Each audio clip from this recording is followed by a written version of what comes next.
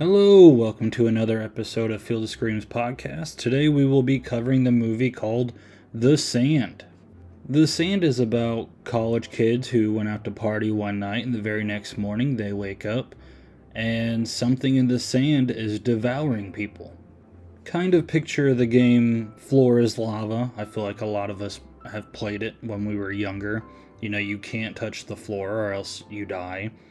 That's kind of the premise of this movie. These people wake up in a either shack or in a car or in one character's case a garbage can, and whoever steps onto the sand gets devoured by this alien tentacle monster thing.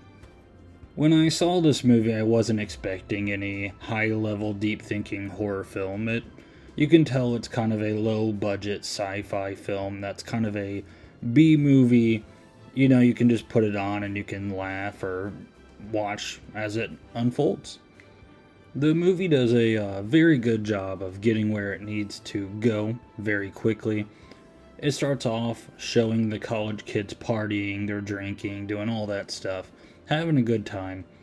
While they are partying, they kind of discuss that they all need to put their cell phones in someone's car and lock it up. They do this to kind of establish a rule of what happens at the beach stays at the beach, but it also establishes the reason why characters can't just make a phone call for home. So it was just a very quick reason to get away from the cell phones. That way we can have this horror movie in about 15 minutes later. In this 5 to 10 minute party scene, they also establish why the beach has killer sand, or why the characters can't step on sand once things start unfolding. And that's during the party, one of the guys walks up and goes, "Hey, look what I found. It's some like gooey ball." And he's holding this ginormous, disgusting looking ball. It almost reminds me of Joe Dirt when he thinks it's an asteroid, but really it's just a giant turd from a plane. That's basically what this character is holding. And everyone at the party is like, "Oh, cool. Like, let's hold it." And I'm just like, I don't care how much they've been drinking. I don't think people would just be holding this disgusting ball of mucus, but they did. After the party scene and holding the giant ball of mucus, we finally get our characters stranded on this beach. Two of them are like in a shack. Two or three others are just sitting in a car. One character named Gilbert, he's in this trash can. They put him in the trash can as a prank, and they also drew a wiener on his face, and he doesn't know until about 3/4 through the movie. But yeah, they wake up, and then they notice something's immediately wrong. One character sees a seagull being eaten by the sand, and then finally, someone else steps on the sand, and then they fall and they get devoured, and they find out that they can't step on the sand. The movie, as far as acting itself, it was actually pretty good for the type of film that it is. One character stuck out to me, looked really familiar, and I couldn't put my finger on it. But then looking it up, I found out it was Mitchell Musso from Hannah Montana. My little sister used to watch that show a lot. But I was like, oh, cool, he's in it. And then later on, a patrol officer gets in the movie, and that was Jamie Lee Kennedy, who played Randy in Scream. And I think another character was even in Power Rangers. So, I mean, they had some actors who have some credentials in this film. In an interview, this movie was actually going to be a drama about four people stuck on a boat on their way to Hawaii. It didn't get into really specific details, but I guess the budget fell apart for that and the project was ruined. But the producers and the actors attached to the project, they still wanted to make a movie. So they went through different scripts and they found this film, which was going to be called Killer Beach, which they later changed to The Sand. I think The Sand's a better title myself.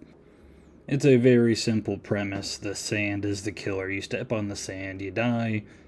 You know, when you name it Killer Beach, you start thinking maybe the trees might come after you, and it might seem a little too silly of a concept, so just keep it The Sand. Nice and simple.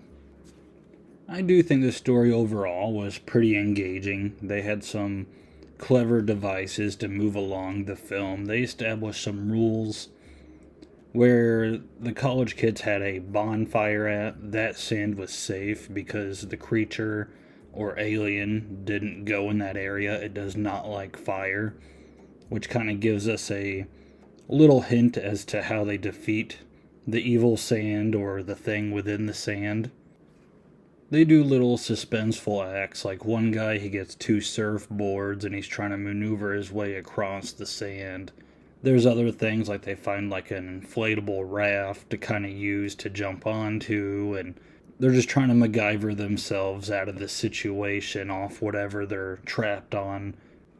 I've heard some people say the film's a little too long. I would say maybe about 10 minutes too long, but it was nothing like I was sitting there bored. I felt pretty entertained throughout the entire film. I had no complaints about the pacing.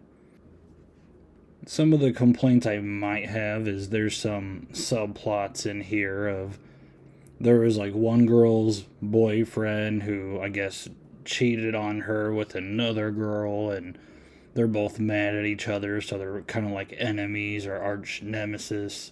And then they got like try to come together. I was like, with this whole thing going on with the sand, if it's life or death, it's not the good time to bicker about who's with whose boyfriend and who is talking to who. That stuff I didn't care about. They could have just threw that out, to be honest. But I guess they were trying to add a little development to the characters. The character Gilbert was pretty funny. I mean, he spends the entire film in a trash can, yelling, complaining, saying, I don't want to die, and get me out of here, and it might seem a little obnoxious, but just the way he's doing it, flailing around in the trash can, yelling that he's hungry, yelling at the other college kids, saying this better not be a prank. He was a pretty funny character overall. Also, the beach patrol officer, Jamie Kennedy, he was pretty funny himself. He kind of rolls in on the scene, and he sees everyone standing on cars and standing on the little beach house, and he just kind of walks in on this gnarly scene of, he looks at Gilbert and says, why is Fat Albert in a can? And then he just kind of walks around and like berates everyone who's trapped in the situation. There's one scene where they're trying to pry this car's trunk open, and this girl, she's trying to balance herself, and she loses her balance and like slams the trunk on her hand. It's a very gross scene. It's kind of, when it happens, it's, everyone's accidentally shut their fingers in a door or a car door, and just not a good feeling. In the way she slams it in this trunk, it's very it makes you tense up. But then Jamie Kennedy, he kind of walks up and he's just like, why would you do that? And they're like, oh, it's the sand, it's killer sand. And he's like, are you guys on drugs? And he just like, he's getting angry about this whole situation. He just like can't believe his eyes as to what's happening out on this beach. My biggest complaint about this film is probably the CGI effects. Like there's some instances where it's really well done. Like they put their hands out near the sand and it almost looks like little hairs are sticking out of the sand. It looks really well done. It's like, okay, if this is what the monster kind of consists of, like I can roll with this. But then there's other parts of the film to where when people are being devoured by the sand, like the effects look really cheap and kind of just take you out. Like it's a notch probably above Birdemic levels. It's really bad, some of the CGI. Towards the end of the film, whenever we get this big final showdown between our main characters and this thing in the sand, finally it rises up out of the sand and it's got these gigantic tentacles. And the tentacles, they just look really bad. It's really bad CGI. I would almost prefer them to go the route of like dumping gasoline on the sand and just lighting the whole beach on fire. Which I know it's like, well, how would they live if the entire beach is on fire? But I mean, the finale anyways, it has this gigantic octopus thing that's on fire and it's like hitting the car that they're in. So I mean, the suspension of belief is already extended with bad CGI. So if you're going to go that far with it, just do it to where there's no bad CGI, and then we can just live with the fact of really they lived through that, and that would be our biggest complaint.